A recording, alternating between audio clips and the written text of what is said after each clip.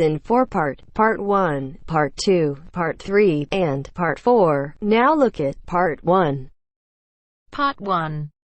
Where Usha Lee McFarling sends this report on how global warming is affecting the behavior of polar bears and creating problems for the town of Churchill, which depends on the bears for tourism. First, you have some time to look at questions 1 to 4.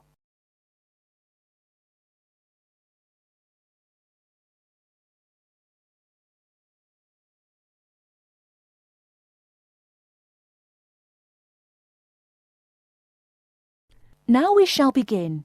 You should answer the questions as you listen, because you will not hear the recording a second time. Listen carefully and answer questions 1 to 4. This week's Our World program comes from Canada, where Usha Lee McFarling sends this report on how global warming is affecting the behavior of polar bears and creating problems for the town of Churchill, which depends on the bears for tourism. The Hudson Bay polar bears are an unusual group. They spend half their year living on the frozen sea ice. And in a normal year, around springtime, when the weather gets warmer, the bears move onto land as the sea ice begins to melt. Once they have done this, their lives enter a new phase, which involves a change in their metabolism. They don't hibernate, but their bodies slow down because they won't eat for the next 6 months. During this half of the year, they lose hundreds of pounds in weight. Each autumn, as the temperature falls, the bears migrate past the small town of Churchill, waiting for the Hudson Bay to freeze over again. When it has, the bears go back onto the sea ice. Now they can build up their fat reserves by feeding on seals. They survive because the surface of the Hudson Bay is normally frozen from mid-October through to mid-April.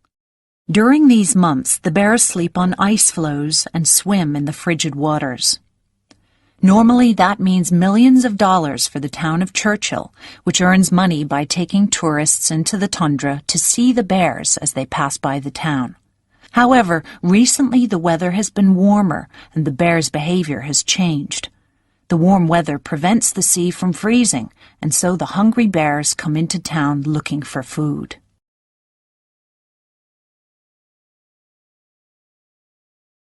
Before you hear the rest of the conversation, you have some time to look at questions 5 to 10.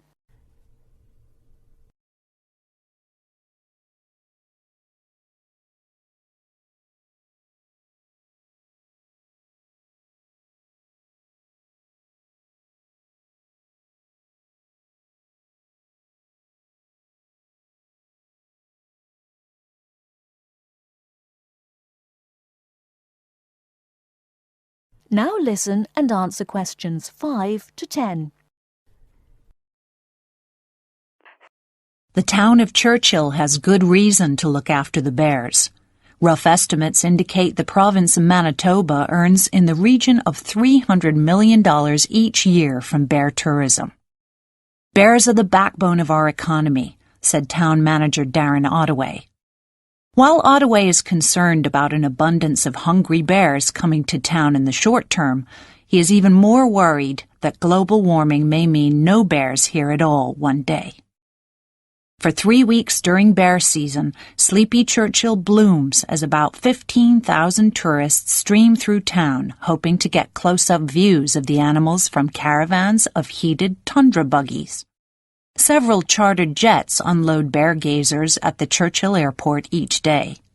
Hotels and restaurants closed during the bleak winter fill to capacity.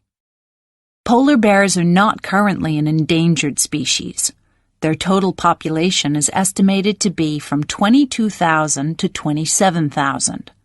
But the 1,200 Hudson Bay bears could face what scientists call a local extinction. They could produce fewer cubs and eventually die out. Officials and business leaders in Churchill have already begun planning for alternative ways of generating income. Ottaway is promoting whale watching and is delighted that Japanese tourists are willing to brave the bone-chilling cold of winter to view the northern lights. It's super news for us, Ottaway said of the potential Japanese tourist boom.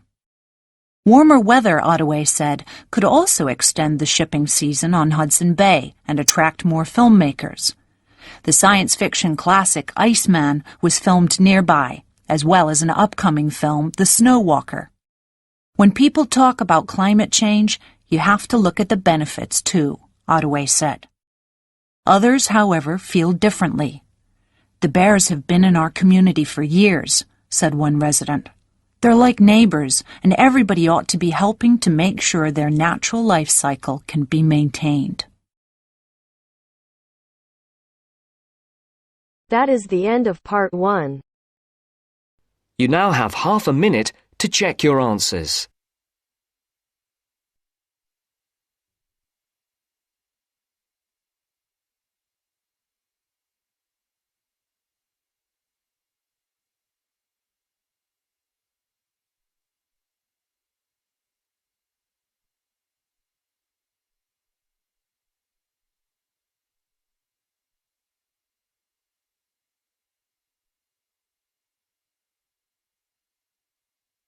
Now turns to part 2.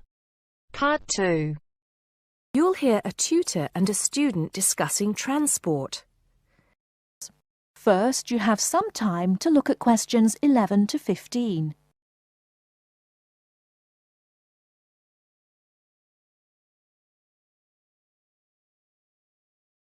Now, listen carefully and answer questions 11 to 15.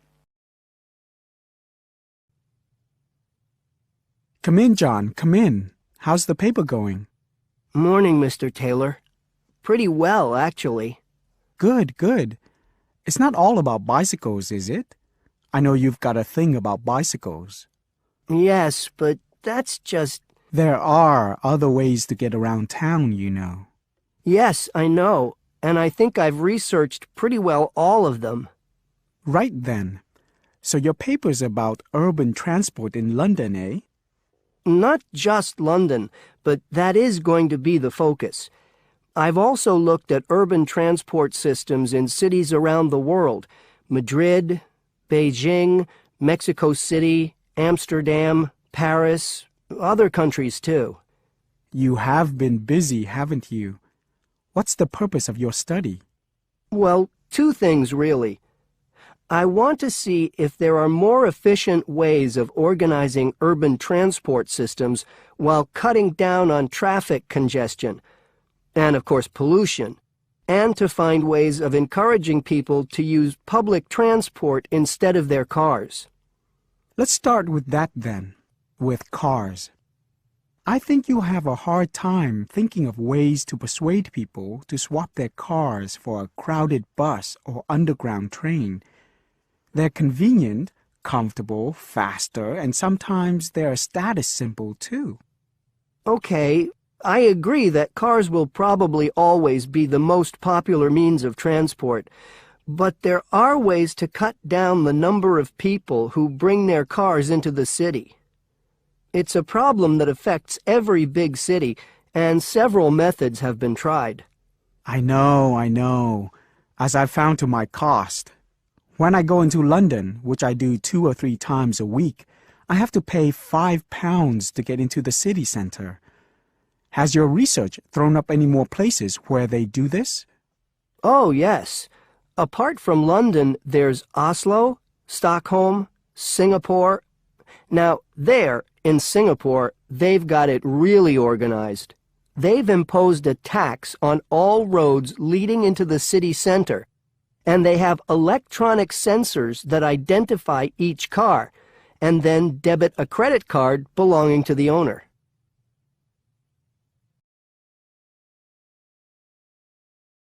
Before you hear the rest of the talk, you have some time to look at questions 16 to 20.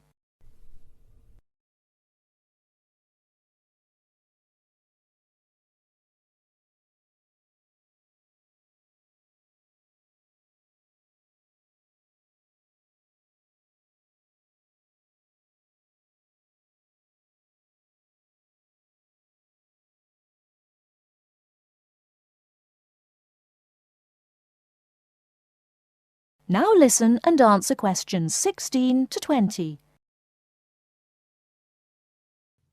And other cities, instead of charging motorists to come into the city center, have tried other measures. Such as? Well, in Athens, cars are only allowed to go into the city center on alternate days, depending on their license plate number. In Bogota and some other Latin American cities, such as Quito and Sao Paulo, they've developed what is called a BRT system. A what? A BRT system, a bus rapid transit system. People leave their cars outside the city and take buses, which have special express lanes into and through the city. It's been so successful that they're trying it out in Mexico City, Beijing, Seoul, and Taipei. And other cities are pedestrianizing more and more areas of the city center. I see. How have these measures affected traffic congestion and pollution levels? In most cases, it has led to a reduction in the number of cars entering the city center. Certainly in Singapore, where it's now much easier to move around the city and the air is much cleaner than most other cities in that part of the world. London, too, I believe. I can give some facts and figures if you like. Please do. In the first year after the tax was introduced, the number of people using buses to get to the city center rose by 38%. Really? 38%? Incredible! Yes, and the number of cars entering central London dropped by about 18%. There's more. The number of people using bicycles and mopeds went up 17%. I knew we'd get to bicycles at some point. Well, yes. In the city, the bicycle has a lot going for it. You can avoid traffic jams, there are no parking problems, they don't pollute, they're cheap to run, and they don't cost very much. Oh, and here's another fact for you. You can fit 20 bicycles in the space needed to park one car. Well, I never. But I can't see it catching on. Besides, we seem to be getting off the point. Not at all. China, Japan, and Holland have all integrated bicycles into their urban transport systems. In Holland and Japan, they've got special parking areas for commuters who get to the station by bike, and Japan has even built multi-story parking facilities for bikes close to railway stations. Then look at America. In New York, delivery services use bicycles because they can deliver messages and small parcels far more quickly and at much lower cost than cars or vans. Even the police use bicycles. In fact, in about 80% of the towns in America where the population is around 500,000, the police regularly patrol on bicycles. And they have proved to be effective because they can reach the scene of an accident or crime faster and more quietly than officers in patrol cars, making a lot more arrests per officer.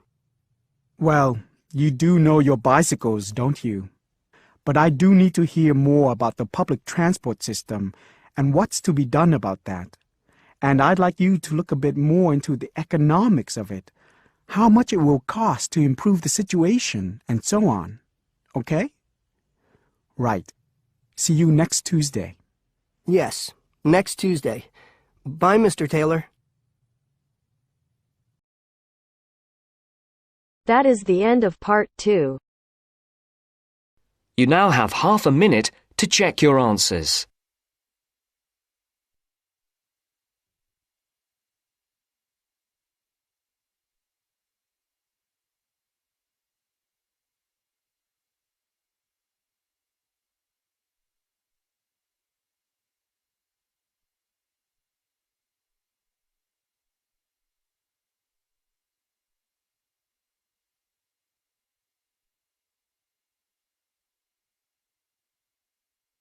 Now turns to part 3. Part 3. You will hear two students, Dylan and Emily, discussing a presentation which they will have to make. First, you have some time to look at questions 21 to 24.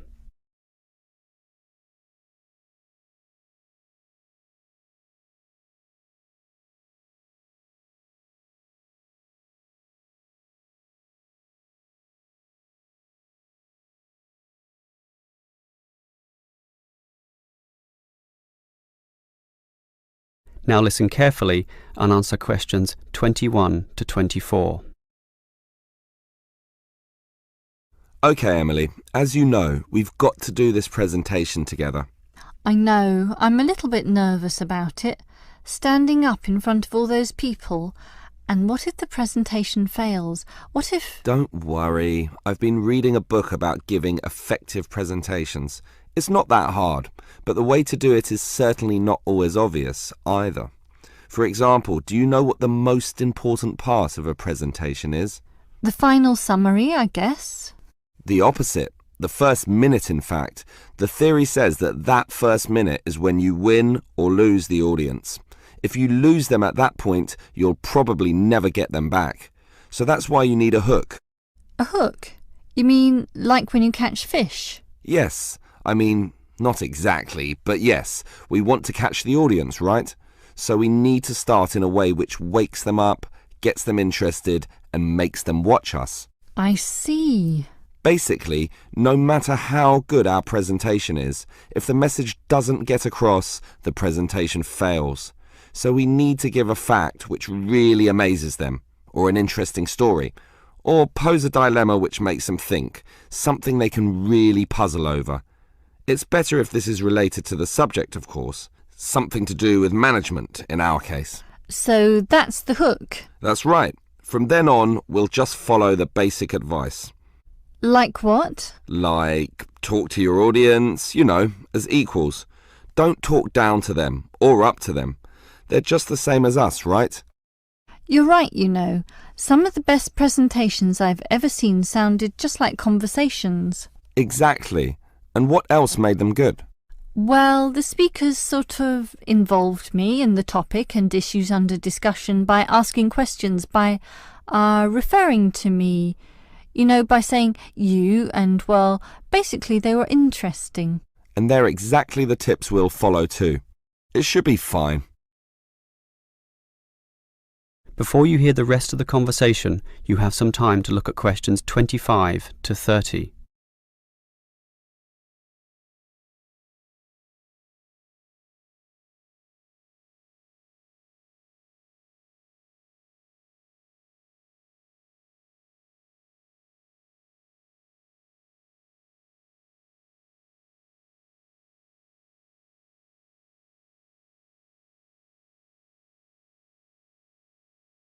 Now listen and answer questions 25 to 30. Emily, I think this will be a fine presentation, but how are we going to divide it up? For example, who's going to open it, you or me? Well, I think you have a very natural style, so you should start. This talk has 5 main parts, so you can introduce it and then do part 1. That's the historical context or background to the issue.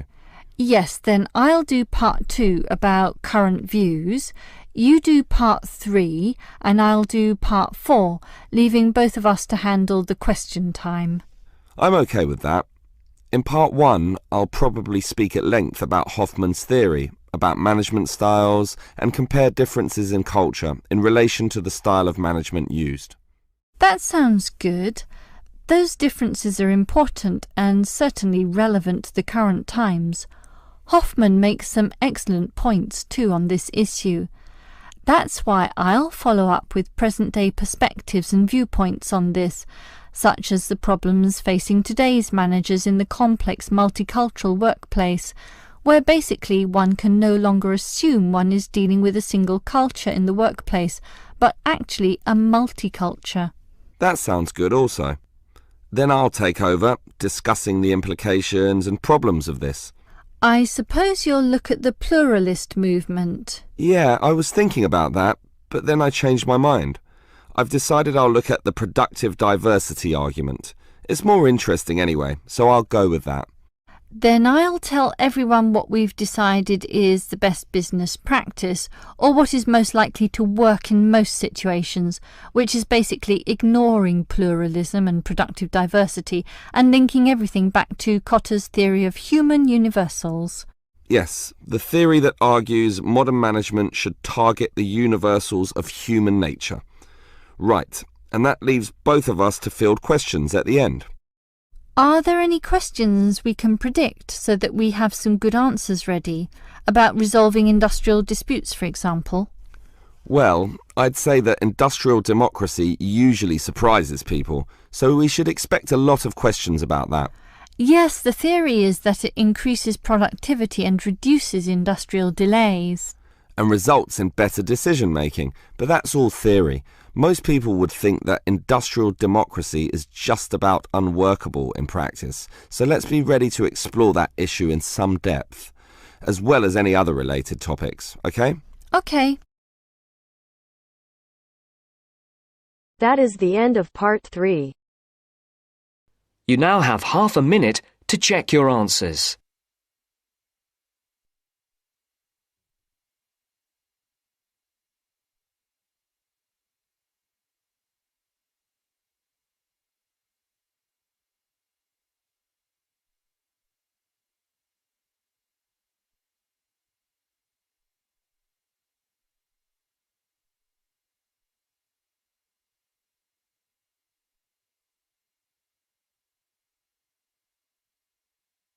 Now turns to part 4. Part 4. You will hear a lecture about the Great Barrier Reef. First, you have some time to look at questions 31 to 40.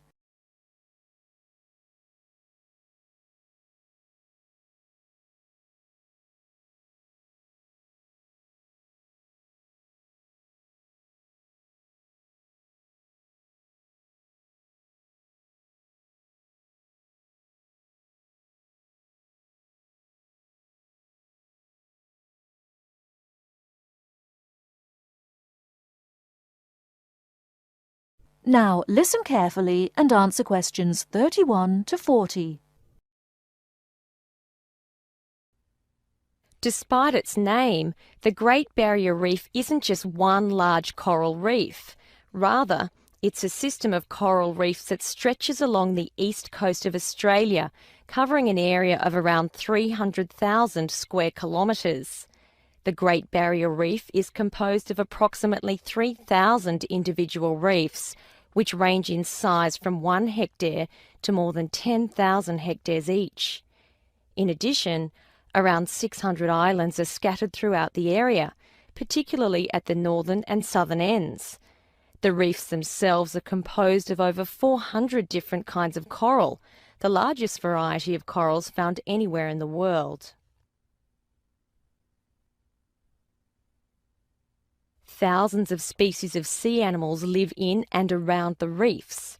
Altogether, approximately 1,500 species of fish inhabit the reef area, including a number of different kinds of sharks. One of the more interesting mollusks to be found in the reefs is the giant clam.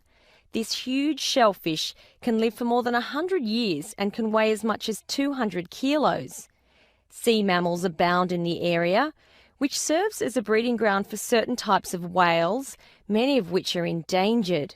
Over 200 species of sea and shore birds feed, roost or nest among the reefs and islands. Many types of reptiles can also be found living among and near the reefs. Saltwater crocodiles, for example, inhabit the marshes along coastal areas. Amphibians include at least 7 species of frogs inhabiting the islands of the reef. Unfortunately, this wondrous area of the world is threatened by climate change. Rising sea temperatures have led to an effect called coral bleaching, that is, large numbers of corals dying off, especially in the shallower areas of the reef. The Great Barrier Reef Marine Park Authority is attempting to find effective ways to deal with this issue that threatens the reef. One proposed solution involves shading the reef in certain areas to help keep the surrounding water temperatures down. That is the end of part 4. You now have half a minute to check your answers.